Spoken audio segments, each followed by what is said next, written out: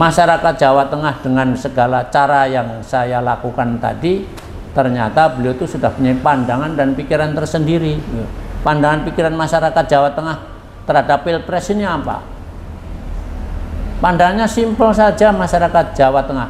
Apapun partainya, presidennya Pak Prabowo. Loh, luar biasa. Kepada saya begitu. Apapun partainya Pak, pokoknya presidennya Pak Prabowo. Tenan gue, iya Pak. Ya sudah, terima kasih. Walaupun benteng itu dianggap kuat, tapi isinya benteng itu semua sudah sadar dan menyadari bahwa ke depan harus dipilih sosok pemimpin yang handal. Ya alhamdulillah Pak Prabowo sebagai pilihan, dan sesuai hasil sementara sekarang ini Pak Prabowo diparingi unggul.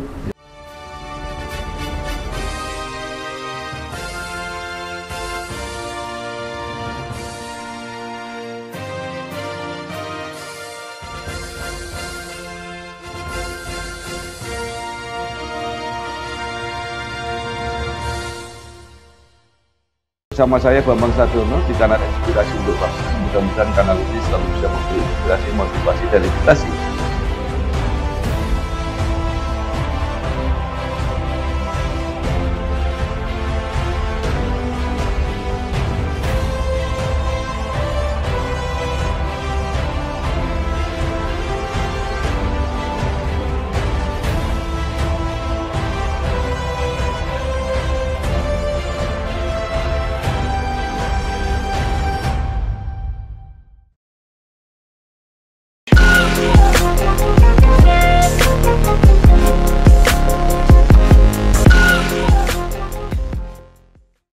Assalamualaikum warahmatullahi wabarakatuh. Waalaikumsalam warahmatullahi wabarakatuh, Mas Bambang. Bersama saya Bambang Sadiono di kanal Inspirasi untuk Bangsa.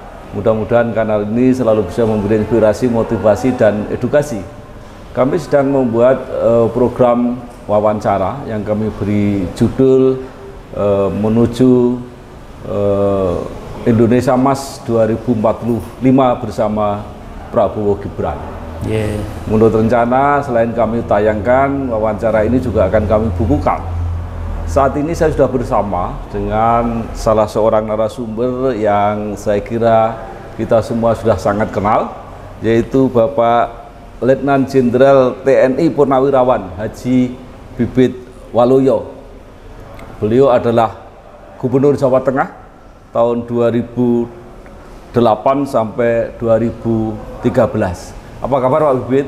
Alhamdulillah sehat, Mas Bambang. Pak Bibit ini lahir di Klaten 5 Agustus 1949, menyelesaikan pendidikan di Akabri Darat Magelang tahun 1972, mengawali karir sebagai Komandan Peleton Tempur Kodam 2 Bukit Barisan, pernah menjadi Komandan Batalion 407 Padma Kusuma, pernah menjadi Pangkostrat, pernah menjadi Pangdam Jaya dan Pangdam 4 Diponegoro, dan beliau saat ini menjalani masa-masa purnawiranya sebagai salah seorang usahawan yang luar biasa. Nah, Pak Bibit, kita akan bicara mengenai Pak Prabowo. Sejak kapan Bapak mengenal Pak Prabowo? Wah, kalau secara pribadi ya sudah lama ya Mas. Terima kasih.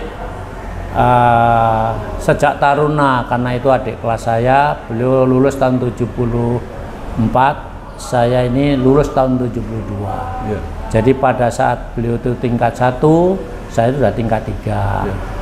Ya, yang ngasuh saya bersama kawan-kawan taruna yang lain, jadi senior lah begitu. Jadi sudah cukup lama. Demikian juga pada masa saat saya dinas sesama perwira, beliau masuk pasukan khusus yaitu RPKAD, saya pasukan biasa, infanteri. Jadi saya bisa masuk ke Batalion 407 di Tegal sana. Kalau Pak Prabowo khusus, jalurnya jalur khusus, yaitu pasukan khusus RPKAD. Sudah lama tugas di lapangan tempur kita sama-sama tugas di dinas seperti biasa selalu ketemu. Jadi saya akrab sejak Taruna. Mungkin ada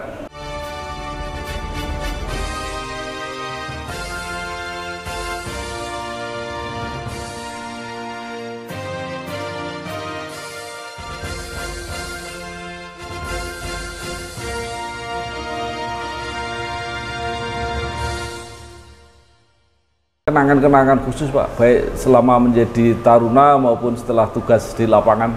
Ya, kalau kenangan khusus boleh dikenangan khusus gitu, sesama komandan batalion. Beliau waktu itu komandan batalion 330, saya komandan batalion 407 pada tahun 78 tugas di Timur Timur. Sama-sama, beliau komandan batalion, saya komandan batalion 407.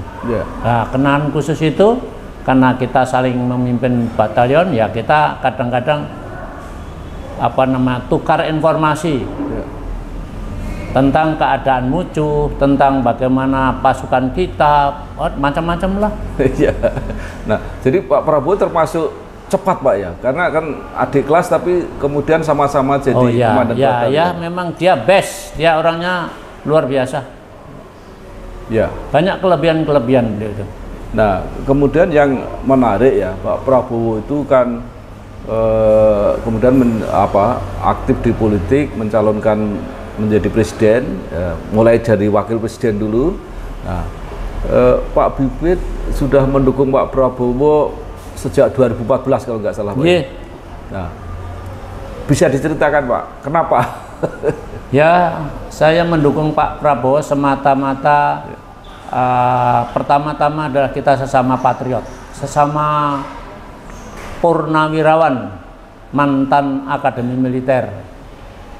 Itulah yang saya konsisten sekali, saya bangga sekali bahwa calon presiden kita ini akan dipimpin seorang pemimpin yang sangat lengkap, paham tentang bangsa, paham tentang wawasan Nusantara, paham tentang geodemografi Indonesia, sehingga pemahaman-pemahaman itu sebagai modal beliau memimpin negara yang multi segala-gala ini, bangsa Indonesia yang luas sekali ini, bangsa Indonesia yang penduduknya luar biasa besarnya ini.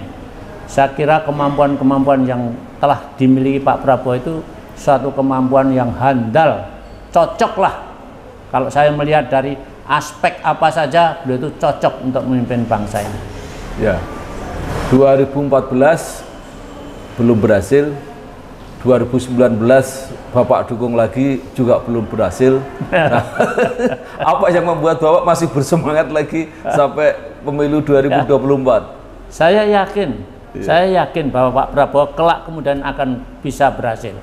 Mengapa kok saya yakin seperti itu? Karena Pak Prabowo itu bagaimana ya, kalau saya bilang luar biasa, barangkali saudara kita yang lain, mosok luar biasa kayak gitu, barangkali. Tapi sepengetahuan saya, Pak Prabowo itu luar biasa. Kalau makan itu 4 sehat 5 sempurna. Benar. Pengalamannya oke, kemampuannya oke, tekad kebangsaannya luar biasa, kemampuan bahasa aja luar biasa. Berani, berbagai-bagai kemampuan di dalam rangka memikul tanggung jawab yang besar ini, semua ada di pundak Pak Prabowo. Semua mengerti, semua paham. Apalagi yang tadi saya sebutkan tadi, pemahaman tentang negara kesatuan Republik Indonesia yang besar ini, yang heterogenitasnya tinggi ini, beliau sangat paham. Dengan demikian beliau memimpin bangsa ini, menurut saya insya Allah beliau akan sukses. Mudah-mudahan beliau sukses memimpin bangsa ini, apalagi sudah dicanangkan tahun 2045 itu akan menuju Indonesia emas. Beliau saja sebelum terpilih jadi presiden sekarang ini, beliau telah merancang suatu langkah tindak diwadahi dalam buku Paradok Indonesia, menyusun buku lagi teknis pelaksanaannya seperti apa. Semua sudah dibuat langkah-langkah tindak dari semua aspek kebangsaan ini, sehingga kelak kalau beliau sudah menjadi presiden, tinggal melaksanakan komitmen dan tekad maupun visi misinya itu.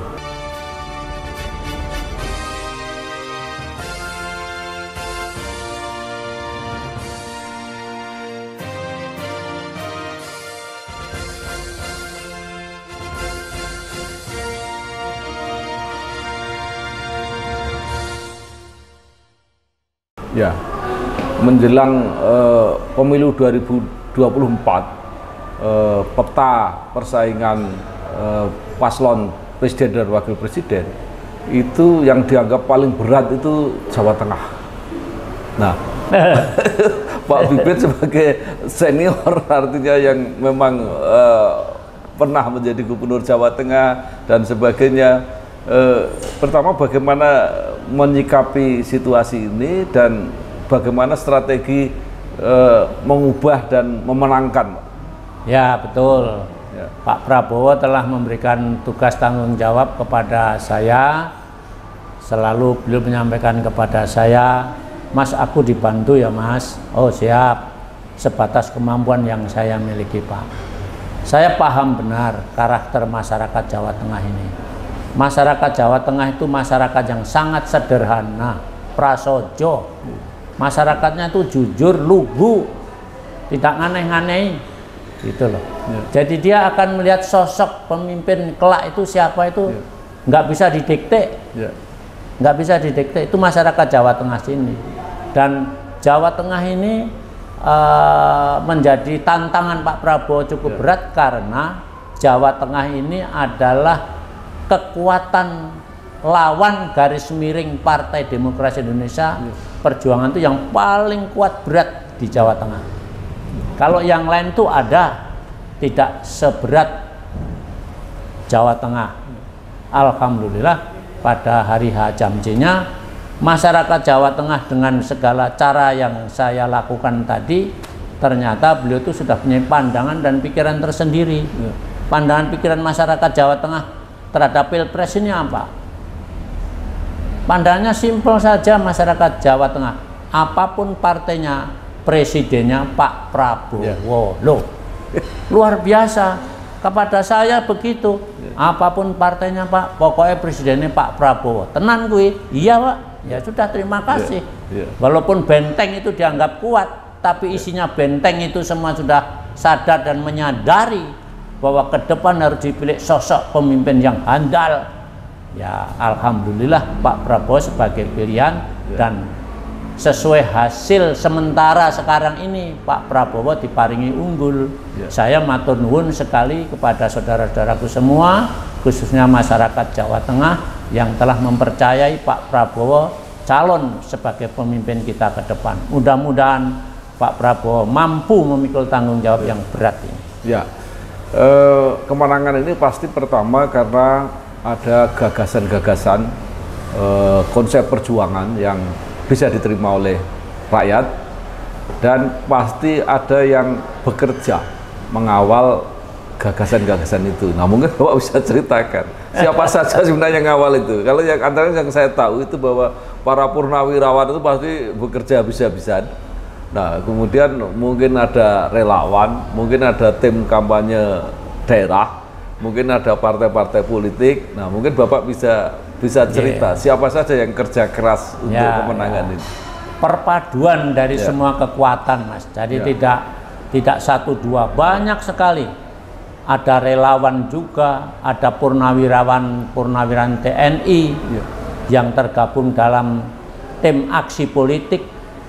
Ada yang PPIR itu Persatuan Purnawirawan Indonesia Raya. Jadi ini sudah masuk ke kekuatan Gerindra. Tapi kalau tim aksi politik itu mengorganisir, mengkoordinir kekuatan-kekuatan masing-masing kabupaten dipimpin seorang perwira tinggi.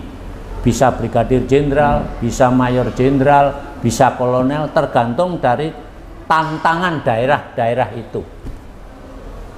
Jadi para purnawirawan yang mendukung Pak Prabowo tadi dihadapkan kepada tantangan-tantangan yang berat. Misalkan Solo itu mayor jenderal Meris Riyadi. Untuk bagaimana memberdayakan geografi, demografi, dan kondisi sosial daerah itu untuk agar rakyat sadar sepenuhnya untuk memilih calon pemimpin ke depan itu yang terbaik. Seperti itu yang kita lakukan, dan itu sudah lama, Mas. Sudah hampir setahun yang lalu. Perjuangan yang kita lakukan berlapis-lapis itu. Jadi TAP itu mengorganisir PPIR, setelah itu memberdayakan potensi relawan yang ada. Relawan-relawan itu banyak sekali jenisnya. Ada relawan anak bangsa yang terdiri dari kelompok-kelompok muda masyarakat maupun masyarakat biasa. Ada kelompok relawan namanya Semar, Serikat Mantan Aparatur Desa.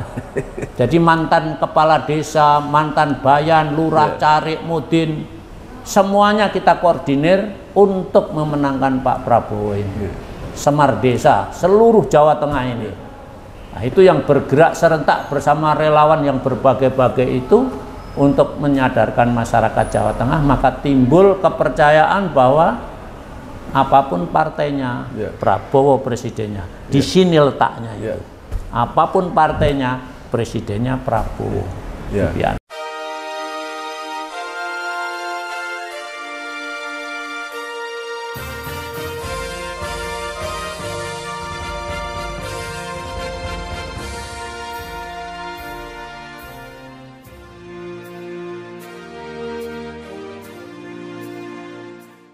Tapi untuk sampai ke solidaritas yang tinggi, membangkitkan simpati yang luar biasa itu pasti ada tema. Nah, saya menangkap salah satu temanya adalah pertanian, di mana-mana yang mereka mengharapkan soal pupuk, soal. Nah, kalau itu sejalan dengan langkah tindak saja. Kalau itu basicnya seperti relawan Semar tadi, Semar Desa tadi, itu yang kita sampaikan. Kalau relawannya itu relawan milenial, lain lagi. Kalau itu milenialnya itu tingkatannya agak tinggi, lain lagi. Jadi tema-tema itu disesuaikan dengan situasi yang kita hadapi, masyarakat yang kita hadapi siapa. Kalau masyarakat petani, seperti yang Mas sampaikan tadi, memang banyak sekali masyarakat petani kita itu mengeluh kesulitan di sektor pertanian itu, apakah itu pupuk, apakah itu obat-obatan, apakah itu pasca panen, apakah itu bibit jenis tanaman. Mereka merasa tidak terpenuhi dan merasa kurang perhatian oleh negara. Nah, kalau itu kita jelaskan dengan jelas, prospek kedepannya bagaimana, situasi yang dihadapi sekarang seperti apa, atau seperti sekarang ini serba sulit, kelak mudah-mudahan Pak Prabowo bisa jembatani, bisa mewujudkan kekurangan-kekurangan yang dialami rakyat masyarakat desa ini bisa terpenuhi. Ini kerja berat untuk Pak Prabowo ke depan, karena lapisan masyarakat kita yang paling tebal itu masyarakat bawah, itu grassroots-nya itu petani. Jadi kalau petani sendiri banyak kesulitan, mau bagaimana? Dia mau cari makan dari mana? Ini yang harus diprioritaskan pada tahun pertama Pak Prabowo sebagai Presiden Republik Indonesia nanti. Tim yang berjuang, tema-tema yang menarik simpati. Nah, kemudian bagaimana pengaruh situasi politiknya? Apakah benar bahwa pengaruh karena Presiden Jokowi dan Pak Gibran, Mas Gibran yang jadi wakil itu berasal dari Jawa Tengah, itu juga berpengaruh besar untuk kemenangan Prabowo Gibran di Jawa Tengah? Nah, kalau itu sudah menyinggung masalah kebijakan politik begitu, saya tidak terlampau terlampau jauh untuk masuk ke sana, karena itu di luar ruang dan batas kemampuan saya. Tapi kemampuan saya ya tadi itu memberdayakan potensi wilayah, geografi, demografi, kondisi sosial itu kita coba menjadi ruang dan alat kondisi juang. Kalau itu dipertahankan dan dilakukan dengan baik, itu kurang lebih selama setahun ini, Mas. Para purnawirawan yang ditunjuk mengorganisir, dibantu purnawirawan yang ada sak Jawa Tengah keluarga besarnya ini, alhamdulillah buktinya sekarang kita bisa mewujudkan Jawa Tengah bisa berhasil quick count-nya saja sudah segitu tinggi itu. Menurut saya itulah perjuangan kawan-kawan kita semua itu.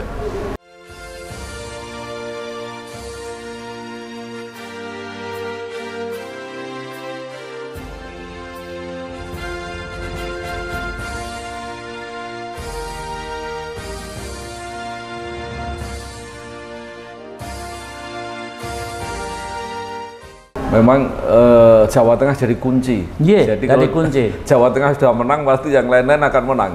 Kira-kira begitu. Memang itu perencanaan kita dulu.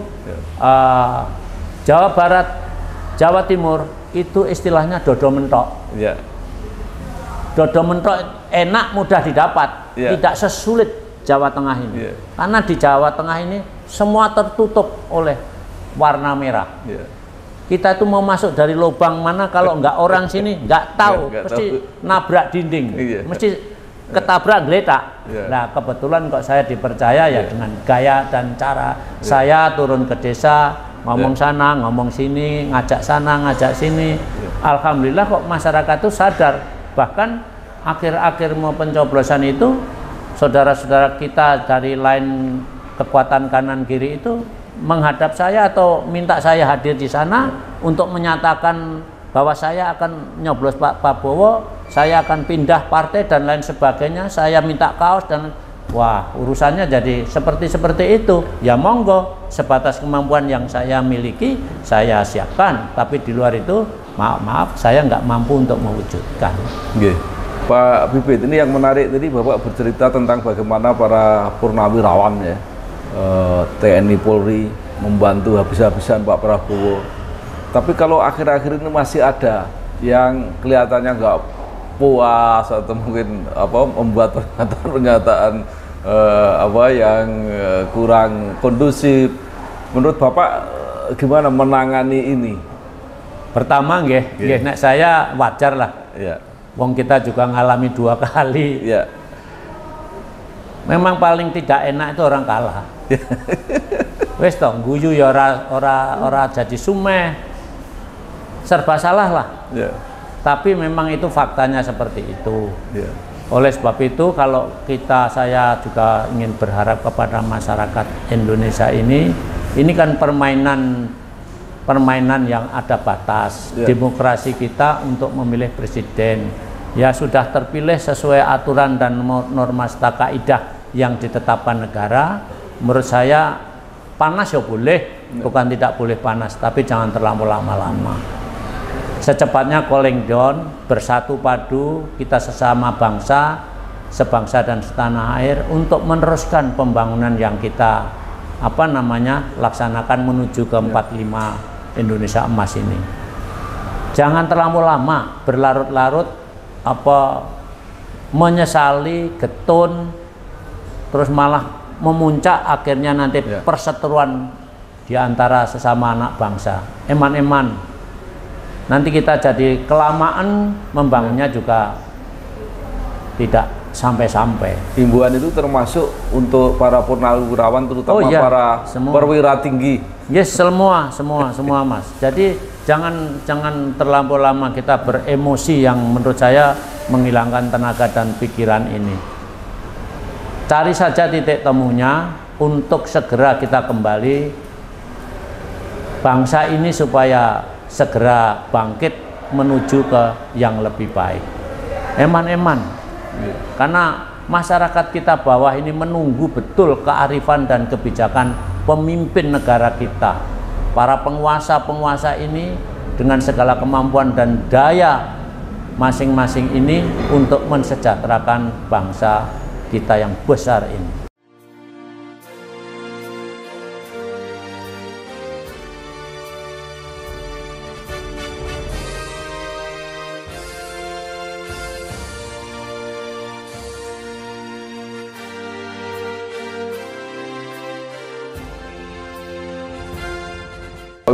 Yang terakhir, setelah Prabowo Gibran menang, ya khususnya di Jawa Tengah, itu pertama apa yang diharapkan oleh masyarakat sesungguhnya terhadap pemimpin baru nanti, dan sebaliknya apa yang harus dilakukan para pemimpin presiden dan wakil presiden terpilih ini untuk memenuhi sesuatu yang dijanjikan, yang ditawarkan kepada masyarakat.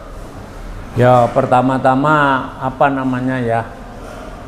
lapisan yang tebal ini segera mendapatkan solusi, yaitu masyarakat di bawah, para petani, buruh, para pekerja, nelayan. Ini banyak kesulitan-kesulitan yang mereka hadapi begitu berat.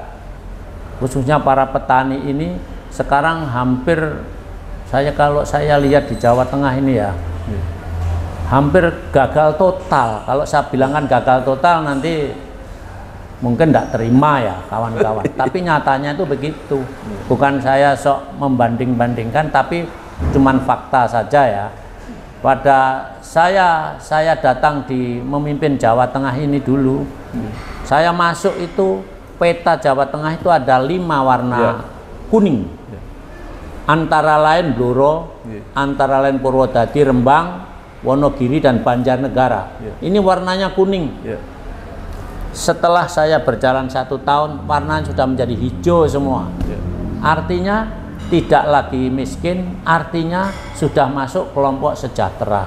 Ini kalau kita lihat pada gambar peta kesejahteraan. Berjalan terus sampai 5 tahun, kita mampu mewujudkan Jawa Tengah itu swasembada pangan. Kita bisa surplus beras 3,5 juta ton beras di Jawa Tengah ini, dan bisa menyangga ketahanan pangan nasional 17% dulu loh. Nah sekarang monggo Mas Bambang ya perso posisi Jawa Tengah seperti apa sekarang ini, bahkan malah termasuk provinsi miskin katanya begitu. Saya juga makanya saya nggak ikut-ikut yang gitu, silahkan saja lah. Nah begitu loh. Jadi masyarakat kita yang bawah ini memang merindukan kehadiran pemimpin yang benar-benar tahu kesulitan masyarakat kecil ini, supaya diperhatikan dan ada solusi untuk bangkit hidup yang sejahtera. Bagi yang saudara kita milenial ini mencari lapangan pekerjaan sulit, maka Pak Prabowo telah membuat satu visi dan misi itu untuk menumbuhkan lapangan pekerjaan yang sebanyak-banyaknya di Indonesia itu dengan yang disampaikan Pak Presiden sekarang, hilirisasi itu. Hilirisasi itu dengan maksud sumber-sumber daya yang kita miliki, khususnya sumber daya alam ini, kalau kita olah sendiri di sini, ini akan bisa menghasilkan keuntungan yang luar biasa. Di samping kita mendapatkan tambahan anggaran negara, anak-anak kita itu mendapatkan lapangan pekerjaan yang tidak usah kemana-mana, bekerja sendiri dari proses barang dari mentah dibuat minimal setengah jadi, syukur menjadi jadi. Nah, tekad seperti ini memang harus dikeroyok bareng-bareng agar ini terwujud, sehingga nanti siapapun yang menjadi pendamping Pak Presiden itu pikiran dan hatinya harus sama. Konsep visi misinya Pak Prabowo itu harus terrealisasi dengan baik. Dengan demikian, baik grassroots, milenial maupun nanti tingkat atas, semua akan merasakan perubahan menuju ke Indonesia Emas tahun 2045. Baik, terima kasih sekali Bapak Letnan Jenderal TNI Purnawirawan Haji Bibit Waluyo yang telah menceritakan pengalamannya dan harapannya mengiringi terpilihnya Bapak Prabowo Subianto sebagai Presiden terpilih dan Mas Gibran Raka Buming Raka sebagai Wakil Presiden terpilih. Mudah-mudahan apa yang diharapkan masyarakat, khususnya masyarakat Jawa Tengah, akan segera terpenuhi setelah hadirnya pemerintahan baru nanti. Saya kira sekali lagi terima kasih Pak Bibit Waluyo Wassalamualaikum warahmatullahi wabarakatuh. Waalaikumsalam warahmatullahi wabarakatuh.